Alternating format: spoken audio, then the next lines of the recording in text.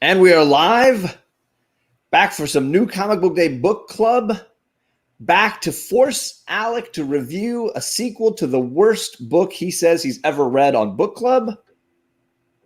Wow. I didn't. And wearing all Marvel with an all Marvel background for a DC book for some reason.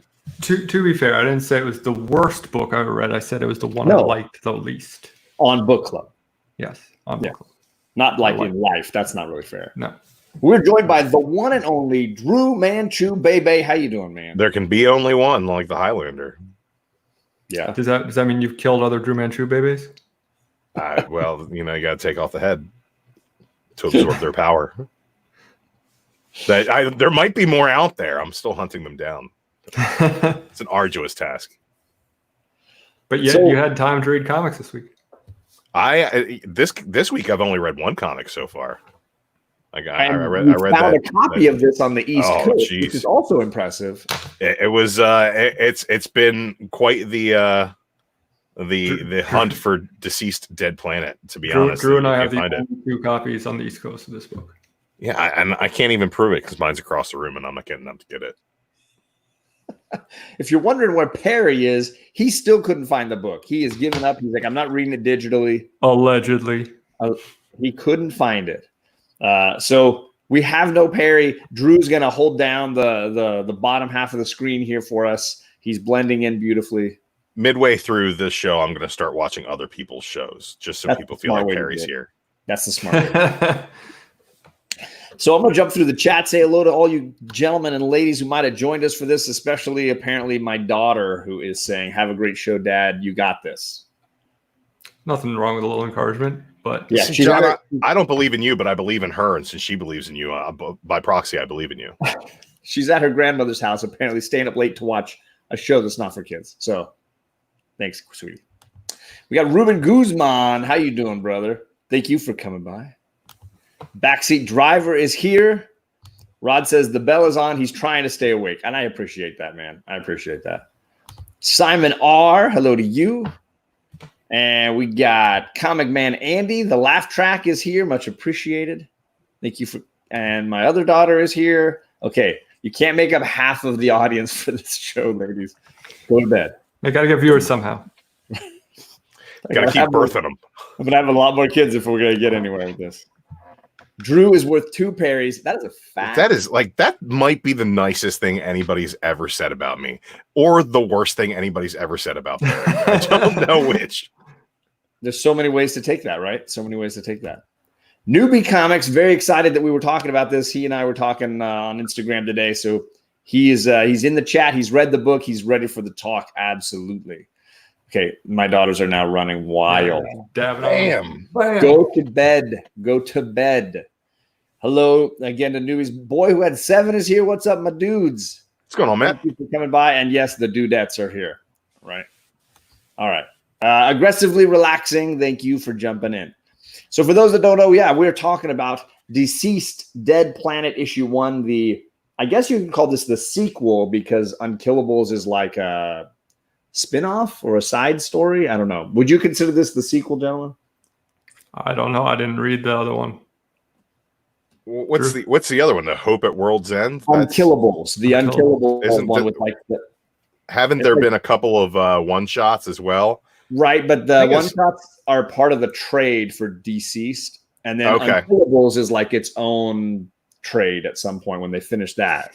I don't know. I think I saw Unkillables as a spin-off more than a sequel. Okay. This seems to be the sequel to the main story. Yeah, that's how I took it as well. And I will say I have yet to read Unkillables, but I've read the trade and all the stuff for the original. Hello, Dusty Brick Brown. Al, it's good to see you here, man. Thanks for coming. My night's complete because I made Kate laugh. I'm saying, yeah, she's all caps, losing her mind.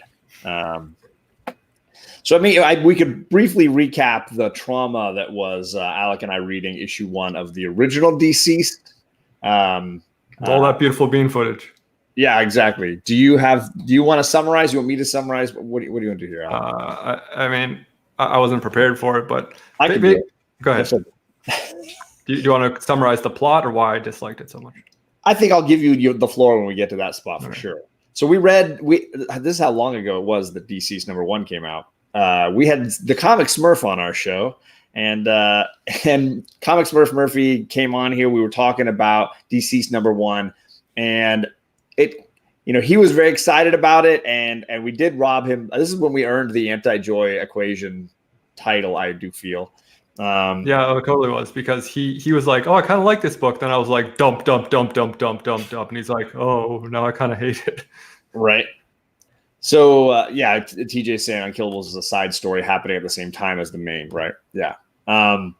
So we had a lot of issues with it, and I'm going to let Alec dive into that. And as a result, I continued to like rip this story, and then I forced myself to read the whole thing so that I at least had a couple legs to stand on. Alec, you had never read the whole thing. No, I did not care to. Just issue 1. But I mean, to be fair, I never commented on the whole series, just the first issue. Like, yeah. I said multiple times, I think something to the effect of like, it could have gotten better, but I didn't care to see if it did. And what were some of your complaints on that one, just in case they repeat themselves here at all? Inconsistency of art obviously was a huge problem. The gross use of exposition, just the kind of underwhelming plot, and kind of, I don't know. I felt like it was some just stale narration and dialogue. And then how about you, Drew? How much of this saga series have you read? I have ingested all of it, and I think that it's one of the best things that DC has going for it currently. I agree. There's a lot of exposition in that first issue. That problem goes away after that first issue. It's a setup issue. It was Frankenstein together with like about 30 artists, and it suffers for it in that first issue. But I think that it's become this playground for Tom Taylor to just really do interesting character development with the characters you don't expect him to use in a giant DC universe spanning event kind of book. Him utilizing the Elseworlds to cherry pick what in continuity he wants to use is just where he shines, in my opinion. I currently really love his Suicide Squad run. And I don't like Suicide Squad, mainly because I'm not a huge Harley Quinn fan, and he has this amazing ability to have her still be in that book, which I'm sure is an editorial mandate, and focus on her absolutely zero, make her a background character, and move on to more interesting things.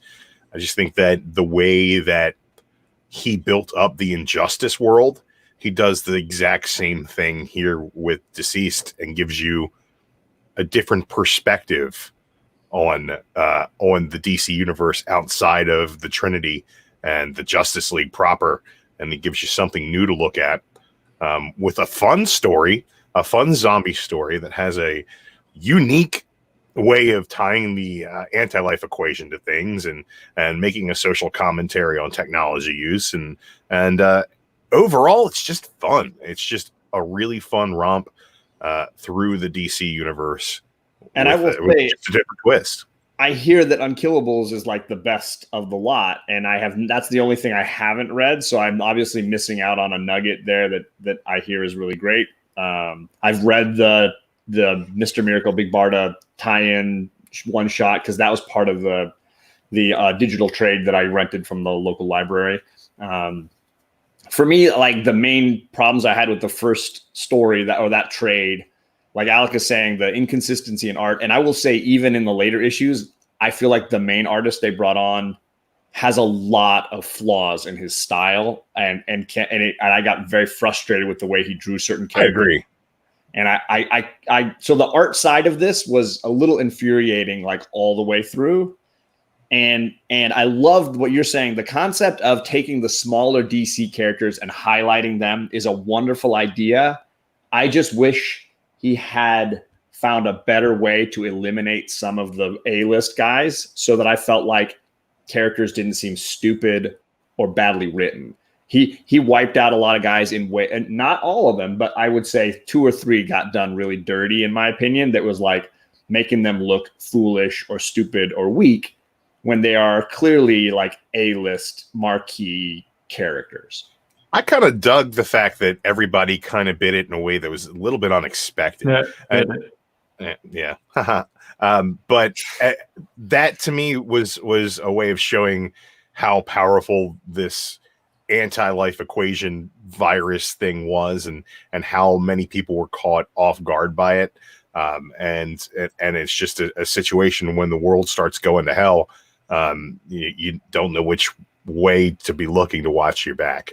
And a lot of characters that you were like, okay, well, this is going to be, it's a DC book. Of course, Superman and Batman are going to be a big part of it. Well, no, they're not. And we need to get that out of the way as quickly as possible, so that by the time you're in issue 3 of DCeased, that the typical are not going to save. Yeah, the typical here I come to save the day shtick is not going to work here. Right. And different characters then step up to fill those roles in a way that I think in this book really comes to fruition in a lot of different ways, that you're finally there.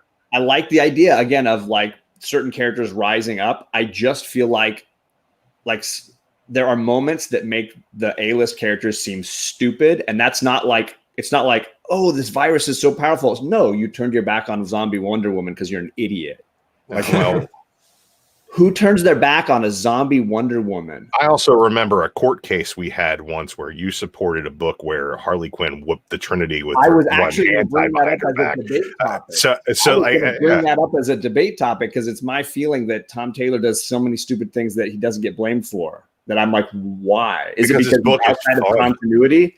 Because his book isn't about Wally West, being suicidal for 8 issues and nothing happening and it all making no sense in the end. But I would argue that both of them are doing stupid shit, but one guy gets blamed and one guy doesn't. Well, here's the way I'll put it to you. Like I recognize every issue that Alec had with issue number 1, and he's not wrong. I think the question though is, are you looking for cinema? Or are you looking for Fast and the Furious? If you're looking for cinema, you're going to be severely disappointed. But if you're looking for like Fast and the Furious, dumb popcorn fun, this like universe is a fun place to play. So that's a great point. So it was something I was actually just going to bring up. It's both too schlocky and not schlocky enough. Like it rides this weird line of like not knowing which one it wants to be. Like it's not Fast and the Furious. It's like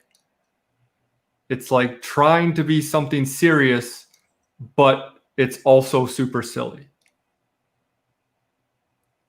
I don't think it takes itself seriously.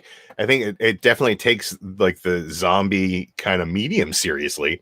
And I think that you're getting maybe a little bit more Shaun of the Dead than Walking Dead sometimes.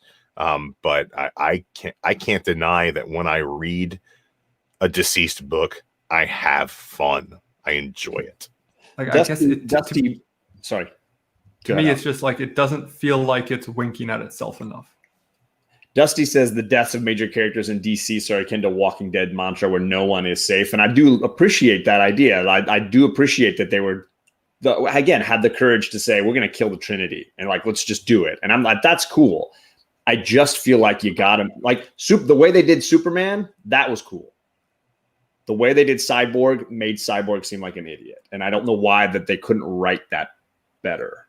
And so let's move into this storyline because I do feel like there are some improvements overall, but let's hear some grades around the horn. So Alec, if you had to give this one a grade off the bat, what are we doing here? I don't know. I mean, it's like a 6.5, like night and day to the other issue. Like I enjoyed this vastly more than the first issue. Having said that, still didn't love it, but like this was a much more entertaining, cohesive, thoughtful, interesting read to me than the first one. And only one artist. Only one artist. Drew, how about you, man? I'm curious to see where the thing goes. I would say it's like a 7.5 out of 10. it's not earth shattering, but it was fun. I think that they did a lot to comment on how dirty Cyborg got done, and how he has been left in a position to maybe be the savior of the whole thing eventually, because he was the cause of the whole thing.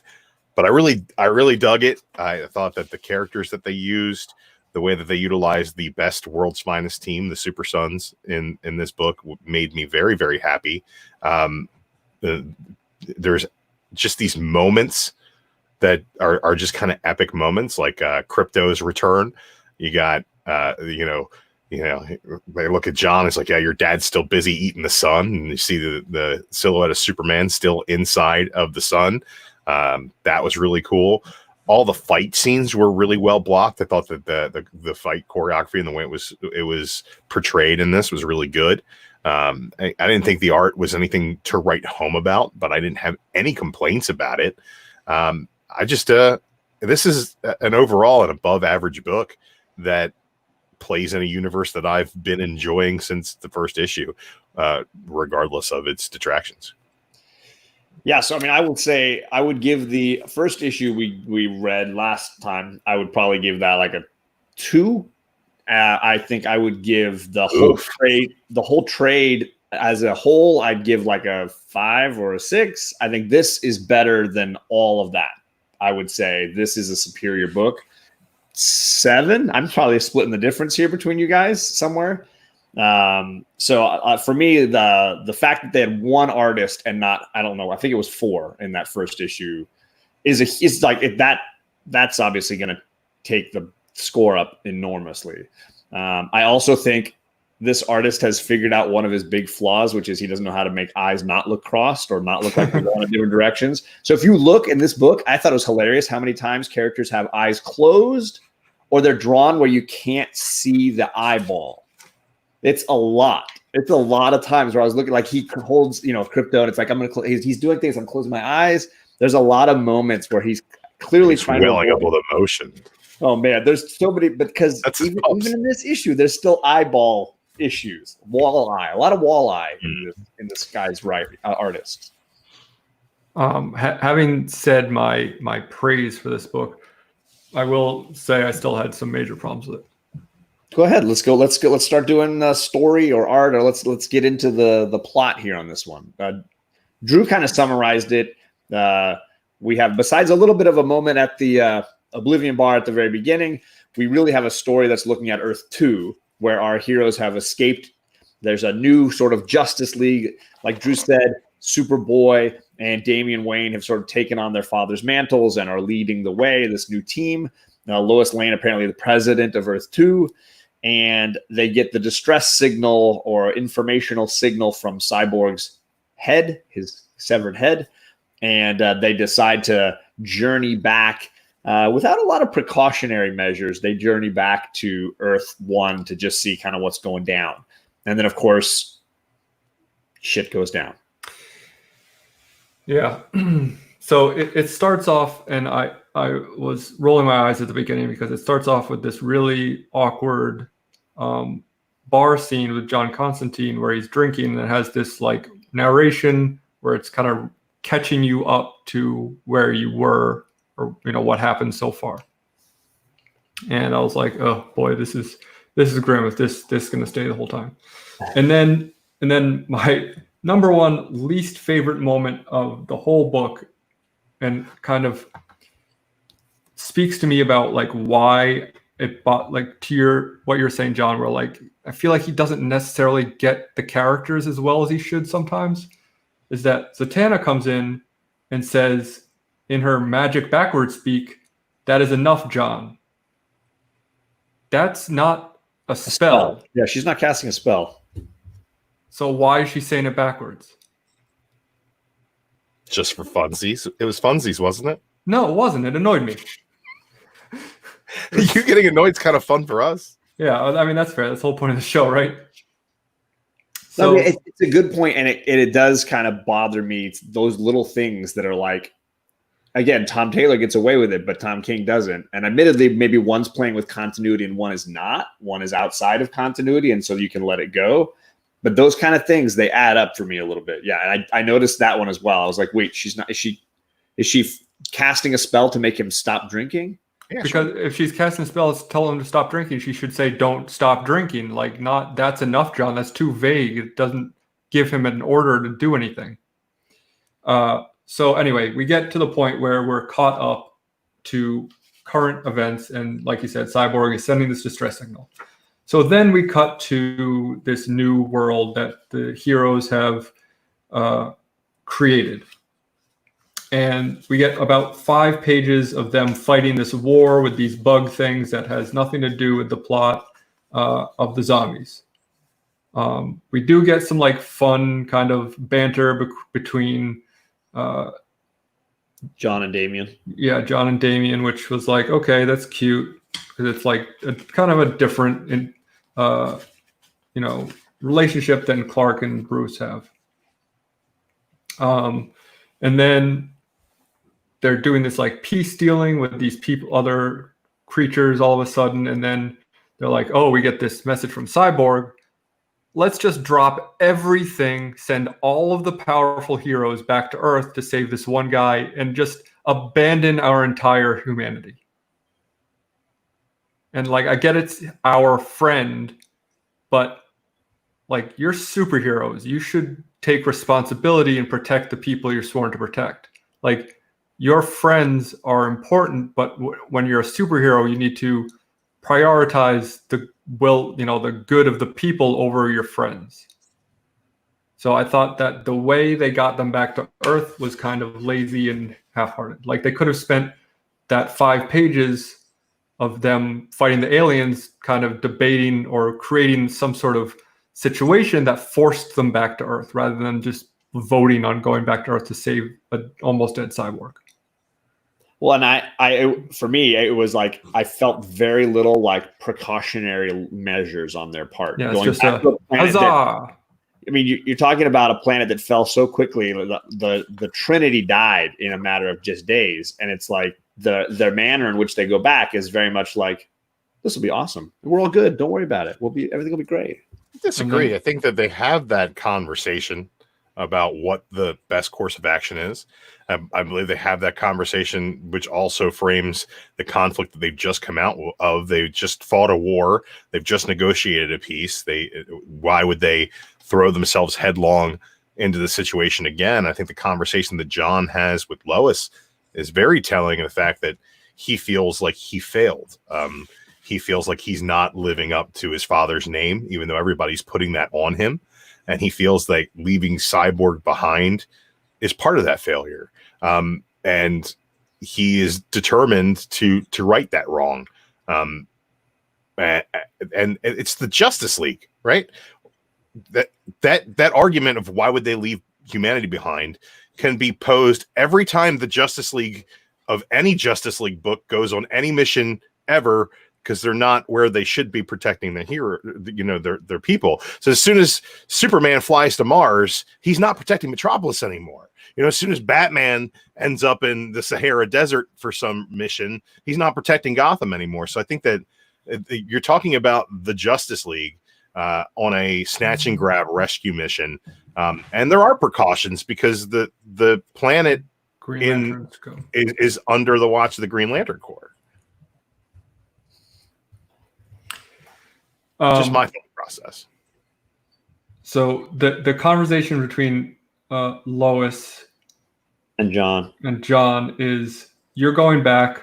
We are. The Green Lanterns will return to protect this planet. Guy, Jessica, Kyle, Simon, and John. The Justice League will head for Cyborg. We'll hopefully be in and out. And Lois says, you don't think this is too much of a risk? And John says, I think a friend is calling for help. Lois says, come straight back. We've lost enough, Superman. Superman says, I'm really not comfortable with that name. And then Lois says, then stop earning it. That's that whole conversation.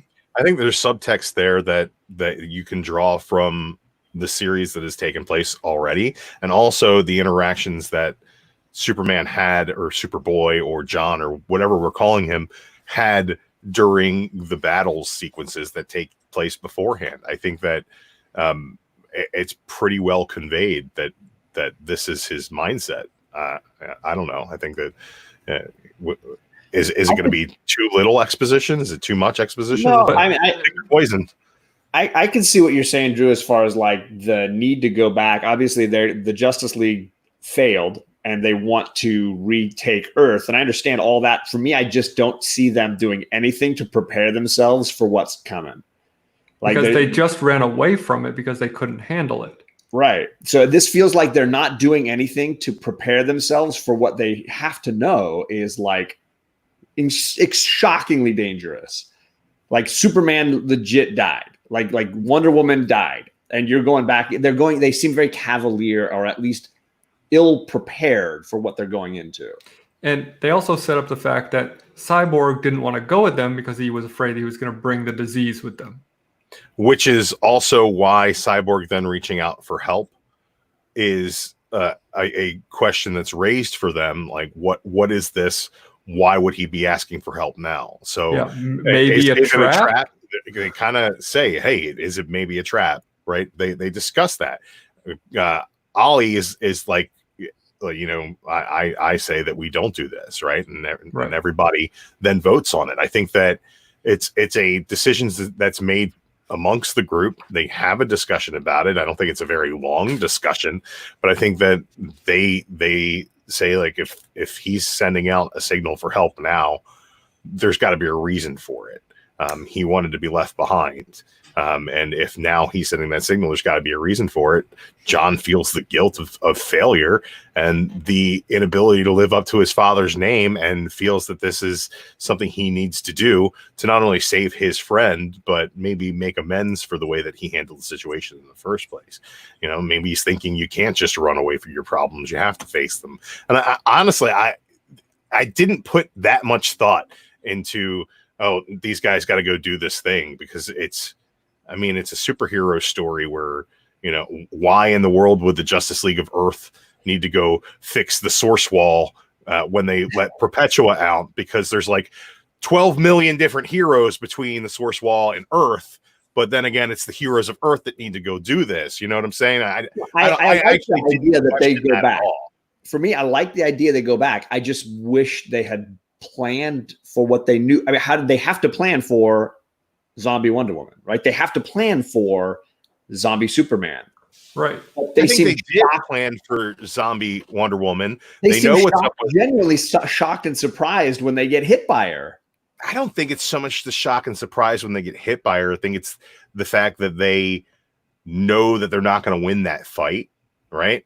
The idea was to get in and out beforehand, and then the bit of information that we're finally given at the very, very end of the story is the tragedy of it all. It's not that they, like, honestly, Dinah could have killed that zombie Wonder Woman, right? But that's not what happens, because there's confusion that happens based on Cyborg not having enough power to get his proper signal out, and Superboy's super hearing being the only thing that can hear it.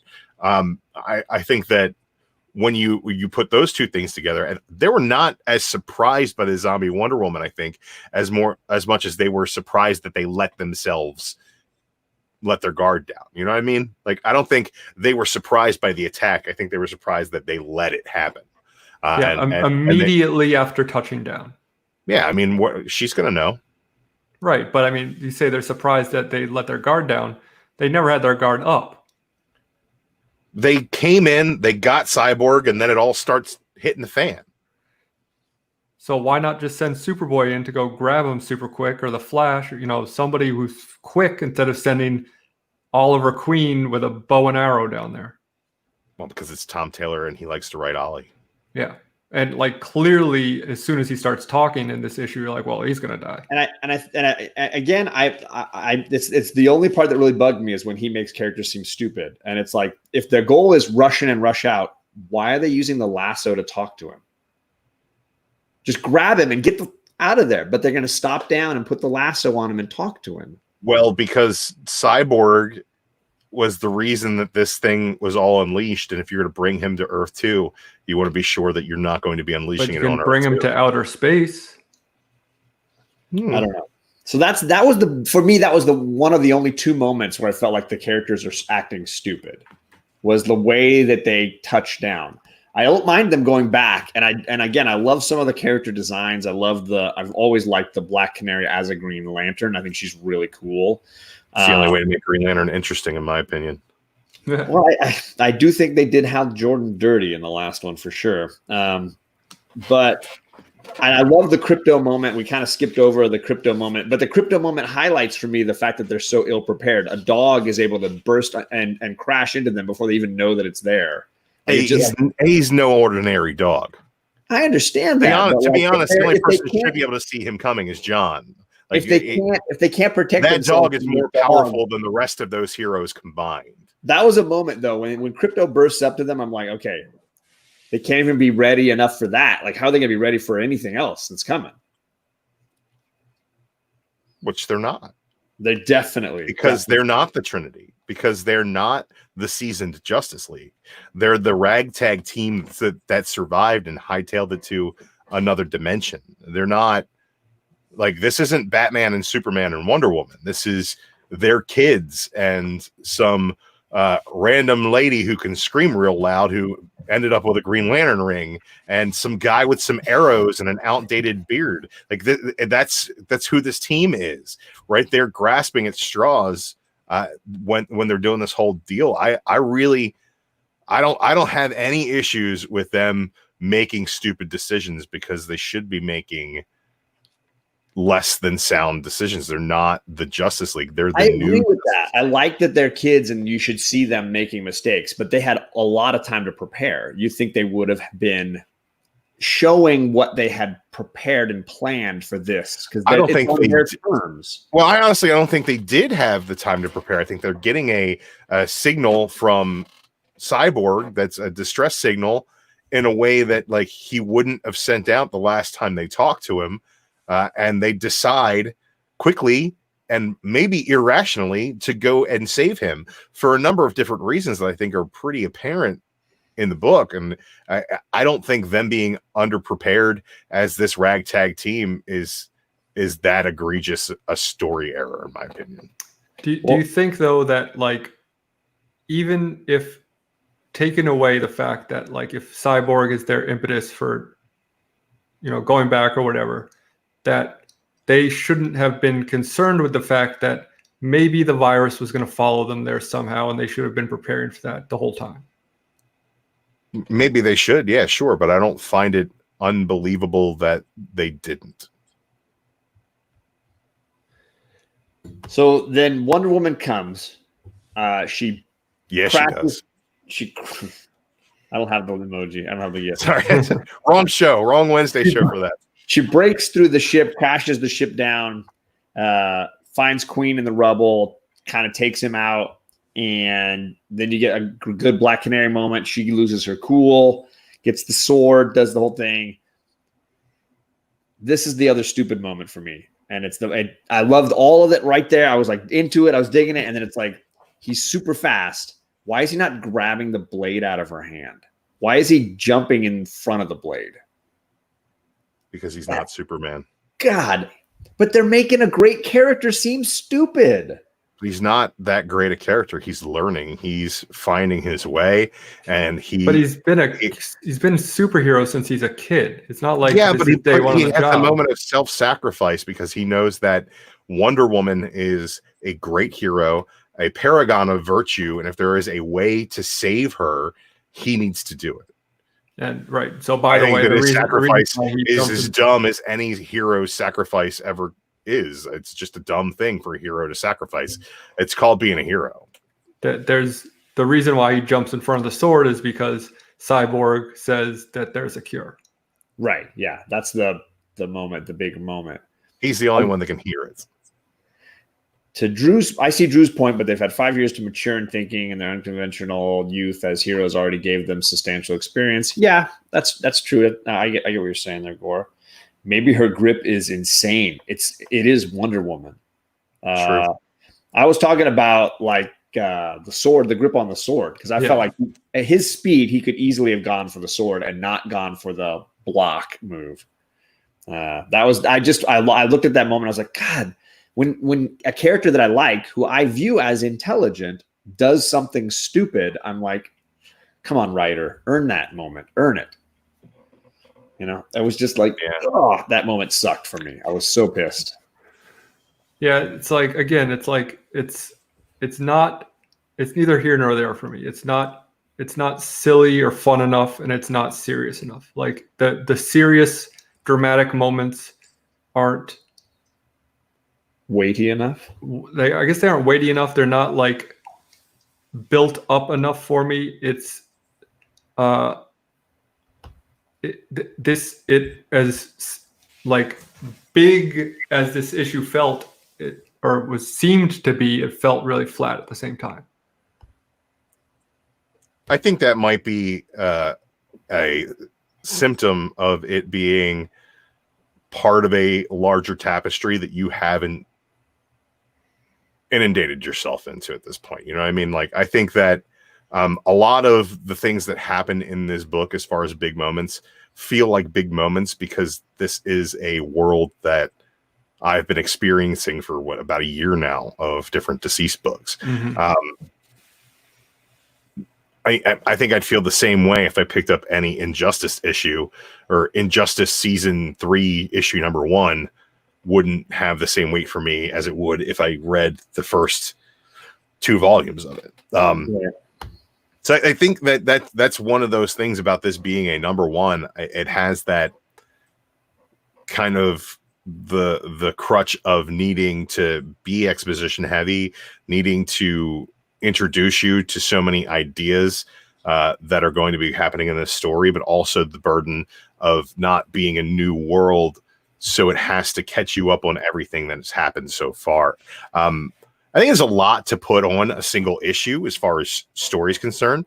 I think this kind of adeptly navigates that in a way that, like, you can pick this up and not have read DCeased and kind of get an idea of what's going on with it. You can also enjoy it as the next piece of the puzzle, but I think that it definitely works better if you have been a part of this universe already. Yeah, I don't doubt that, because I definitely felt like I was missing some of the subtlety of things that were happening. And I, like, a lot of people in the chat are saying that they really enjoyed this, and I understand that. Like, it was fun. It was an entertaining read. And the reason I'm being so hard on it is because, like, it's kind of this recurring opinion that I have, is that just because something is good doesn't mean it can't be better. Agreed. Like if this is what the bar that we set for something that's fire, or something that's great, something that is like, oh, this is a book I love, this is like the best thing on the shelf, which a lot of people feel DCeased was. Like, they said, like, it was my favorite book of the year. I've heard people say that. Probably my favorite DC like story, as far as like something that's been running concurrently. I've really enjoyed it. So if that's the bar we're setting for something that's great, we're never going to get something that's actually great. We're just going to get this or worse. Yeah, because here's, to Alec's point, a lot of us were giving grades, and it seemed like even in the chat, a lot of grades for this were in the 8 to 6 range.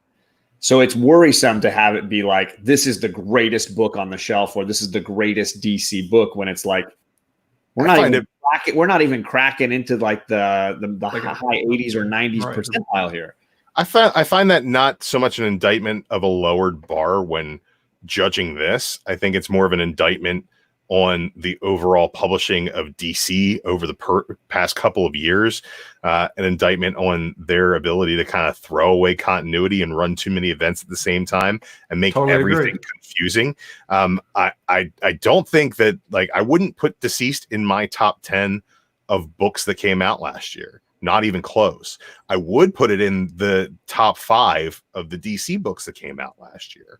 I think that it sits up there with a lot of these other stories that DC has put out in a great way, when the majority of their continuity has just become so sloppy in the way that it plays with story within its own runs, but at the same time, how it all connects overall.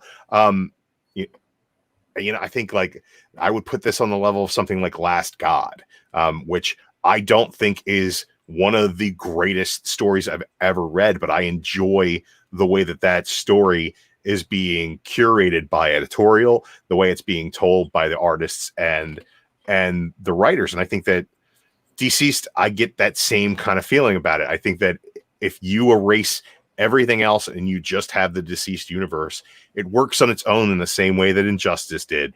And I think that what I enjoy about it is just how much fun it is. I also don't want to be mistaken and tell you that like DCeased issue 1 is good, right? Just because I enjoy it doesn't mean I think it is good. I think it's very flawed in many, many ways. But we, as fans, we all have something that is objectively shit that we love. And that's like kind of the way I feel about that first issue, because there's so much wrong with it. But overall, the idea it conveys and the world that was built off of it is very, very enjoyable to me.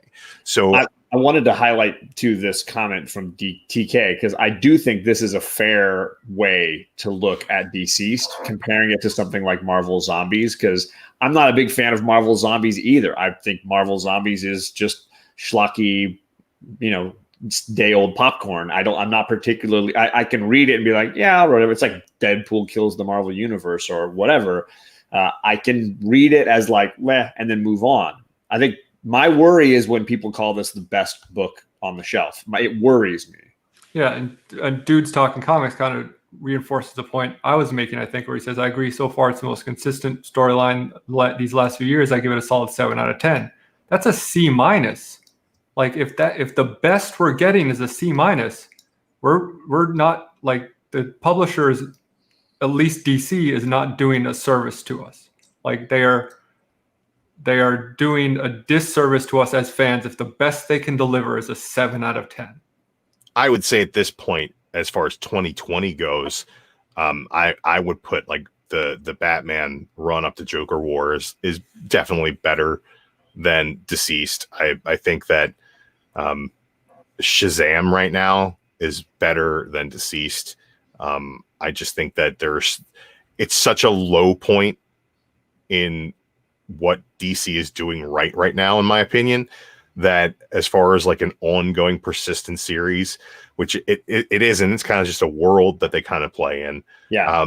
But I mean, for me, it's the same as like the Old Man universe in Marvel, right? I think it has more in common with the Old Man universe than it does Marvel Zombies, and the fact that it is post-apocalyptic, but it's more of a developed world, whereas like Marvel Zombies was just kind of hokey and schlocky, and you got really great word balloons from all of the zombies that still maintain their personality, but all they want to do is eat people, and that has its merits, and I think it's enjoyable, but I think that this is more of a fully realized world, in the same way that like the Old Man universe is, because it builds off of like pre-existing lore. I think right. One of the things I liked about the original, and I think was still underutilized, was the connection to Apocalypse and the Dark Side, and the connection to the planet Apocalypse, and to kind of that reality. I appreciate people saying they're not zombies, they're anti-life, whatever. But like, I like that it's rooted in the realities of the DC universe. I would have liked more Darkseid, Mr. Miracle, and Big Barda. I would have liked more of them as part of that, because they are so closely connected. Give me some Granny Goodness, whatever. But I do like that they were pulling from existing universe elements. Yeah, to go back to the Fast and the Furious analogy, like I think DCeased for me right now is like Fast and the Furious 1 or 2, where it's like, yeah, two that's mean to be picking, but like it's like, yeah, it's a popcorn movie, it's fun-ish, but like this needs to be Fast and the Furious 7 if that's what it wants to do. Like it needs to be completely over the top ridiculous and know what it's doing. For me to enjoy it in that regard. I can't disagree with you. I think that like death metal right now is that perfect tone of completely over the top in a way that like it's kind of hard to grab any sense of continuity previous to it, or you know, any sort of reality inside of it as anything concrete, because everything is so what did I call it the other day, super bananas nutso, and you don't get as much of that in this, and I think it's because Taylor's you got more of it in the first series, I thought, than you do in this issue here. And I think that it's gotten to the point where these are characters that he feels like he's grown with a little bit and needs to give them a little bit of weight. I get that you don't think that there's enough weight to it. That is an argument that I can't necessarily disagree with, but again, going back to the Fast and Furious metaphor, I've never seen any of those movies. I'm going to admit that right now. Well, I mean, I can see what Alec's trying to say, because the first couple of Fast and the Furious, they try to ride a line of like heavy drama, like people's lives at stake, and like ridiculousness, where it's like, okay, that action sequence is over the top and ridiculous and doesn't make a lot of sense. And in the later films, they really don't dwell too heavily on the heavy stakes of what's going on. It's just, let's see how we can punch this up to another sort of silly level. And this is still riding the line of both of those elements and not necessarily committing to one or the other. I think in that way that you just described it is absolutely dead on, John. And I think the issue is that in a way will serve both audiences, for like it does for me, and in another way will serve neither of those audiences like it does for Alec. I think that's kind of, you know, I don't see it kind of as a love it or hate it thing, but I do think that there's, you know, if you can handle switching back and forth between those two modes, that this will be more enjoyable for you. And I was also reminded of like late 80s, early 90s horror movies too, where you got the like, you know, why are you running back into the house, stupid blonde lady? What are you doing? Like those moments, and those are the moments that frustrate me, when it's like, I really like the blonde lady. Why do you have to make her stupid to run back into the house? Like that's, so for me, it's different when I'm watching, you know, one of the later Halloween movies. I'm like, I don't like any of these blonde ladies. Let's just watch Michael Myers get them all. But this is like, I like Hal Jordan. I don't want him to look stupid. I like Cyborg. I don't want him to look stupid.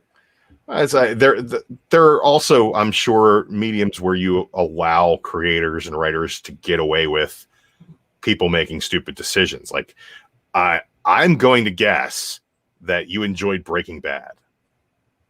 I actually not. I stopped watching it. I stopped watching it too. But that show is honestly, for the first 3 seasons, is just literally people who should be smarter making dumb decisions. Like that's what that show is. And like kind of without that, you don't get the drama, right? So I think that you're getting twists and turns because, I didn't expect that to happen. No, because you didn't expect that character to react the way that they were written to react. Right. And is it so out of character, or is it more, a device used by Tom Taylor to draw you into the next situation? Right. Which I like Dusty Brick here saying, as a comic reader, you have guilty pleasures or 2 at a time. I think DC is fun, or What If, Elseworld vibe. I collect various indie titles that satiate the need for great stories. And we kind of touched on that at the beginning, because, you know, for me, some of the elements of what Tom Taylor's doing wrong here are the same thing Tom King gets burned on doing. But I think the difference has to be continuity versus out of continuity. Like when somebody does that in continuity, it's going to affect everything that comes after. When somebody does it out of continuity, you can be like, it's an Elseworlds. Who cares that they killed Hal Jordan the way they did? Yeah, and I also just think it's popular to not like Tom King, and it's popular to like Tom Taylor. Totally agree with that, 100%. But that's definitely a fragment. I think Tom Taylor doesn't take himself nearly as seriously as Tom King does, and I think that has a lot to do with how his work and he himself is perceived by the community.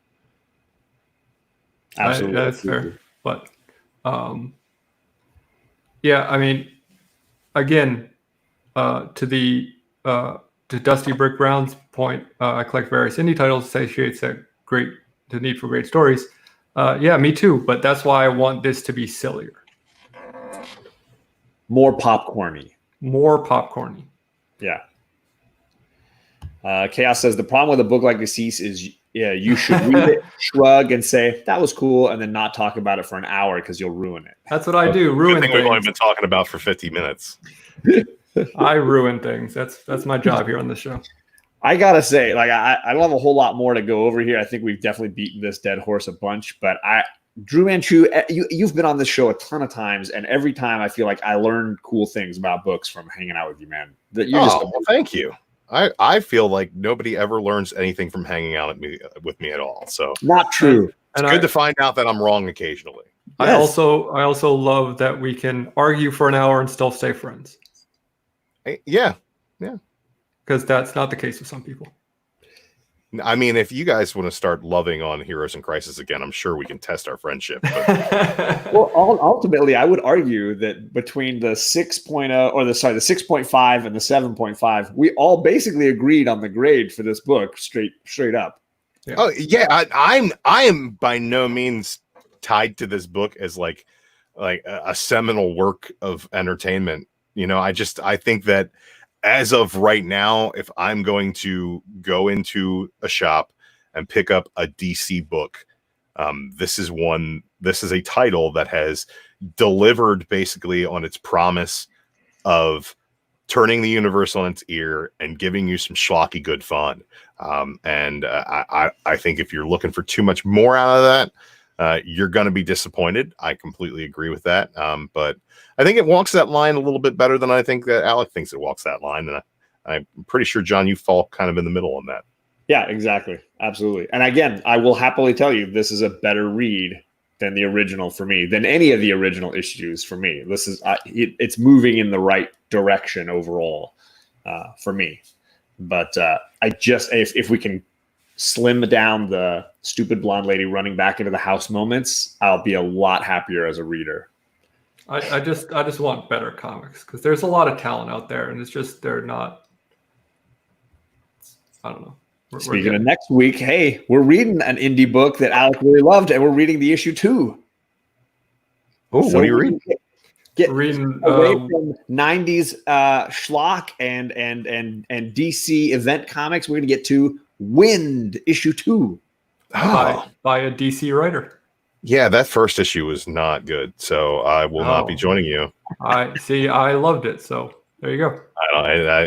For me, it was like it's like everybody's like, oh, look, this new mold breaking book. I'm like, oh, well, the only thing that's really different about it is these characters are gay. Beyond that, it's just the same old boring, like mid-level fantasy garbage that we've been getting all along from everybody.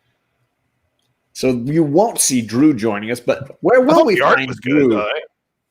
I put out a video today on the ComicCorps. You guys can watch that if you want to know what's coming out July 22nd as far as new release books. I got some slapping good royalty-free music on there. You can put your headphones on, hit the gym, and look at some Linsner Red Sonja covers and stuff while you get your sweat on. It'll be a good time. Also, I'm going to be doing a review video that'll probably be up tomorrow, where I'll be talking about Death Metal #2. You can find that on the ComicCorps. And I put the link for both Dru's channel and the ComicCorps in the description below. But don't go to my channel. There's no content there. Yeah, but why not? I might occasionally put something up, but don't count on that at all. And I'll probably be around on Friday for the ComicCorps Roundtable discussion show. That depends on my work schedule, so we'll see about that. Awesome. And so pretty much all the edited content you're going to find on the ComicCorps channel is coming from this guy. So definitely check in on that. It's way better than the live stuff. Yeah, and like last week when my computer went down, you get nothing. Hey, that's the breaks of life, man. Computers are going down all over the place. Alec, what do you got coming up, man? Let's see. Nothing. No, I got D&D on Sunday. If you want the aforementioned anti-joy equation t-shirt, check out my TeePublic shop, which I will not be putting the link in the description, so find it on your own. I'm going to do it right now. Otherwise, we got book club next week back on my channel, like we said, talking about Wind. And Chaos and Comics asking about my favorite pure death metal band. I'm not that much into pure death metal. I like hybrid death, but I would agree that probably Carcass or Death would be up there for sure. But I'm not well versed enough in the pure Death genre to really give a definitive answer.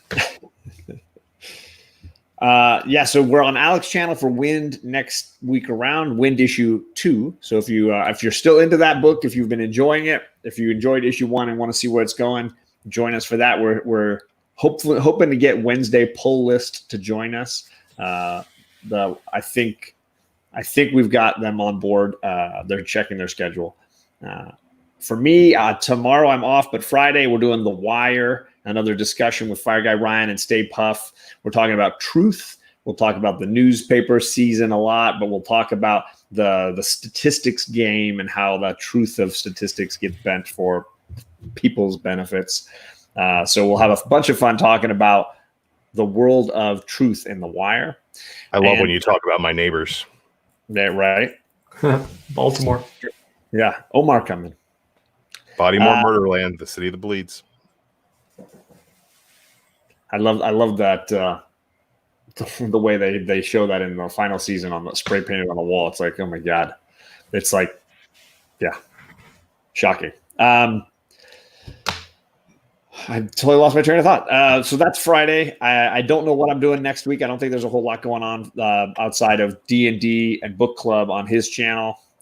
So I hope to see you guys again soon. If you leave a comment, tell us how you felt about DCeased, what you thought about it, what you would score it. It seemed like there was a lot of agreement that the scores in the chat were somewhere in that 6.5 to 8 range. Everybody seemed to fall in there somewhere. So let us know what you think. And we'll see you guys back here in 2 weeks. There in 1 week. Thanks, Drew. Thanks, buddy. I like the cat run wave on my way out.